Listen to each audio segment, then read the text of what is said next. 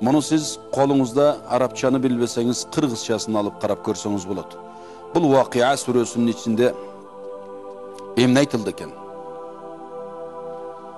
Бұл қандай сүре ушуну окуса эле кедей болбой кала турган. Кедейлик адамдарды коркутат. Бирок ал чыныгы коркута турган нерсе эмес. Кедейлик ушундай корко турган нерсе эмес. Адам баласы өзүн жоготуп, өмүрүн кыя турган нерсе эмес. Шариатка келсек, кедейликти бир сүре окуп эле кууп жибере турган нерсе. Курандын Вақиа сүрөсү пайгамбар ошентип айткан: "Мен караа суратал Вақиати кулла лейлатин лам тусибху фaqatun abadan." Күнүгө кечинде ким Вақиа сүрөсүн окуса, андагы кедейлик жетпейт эч качан деген.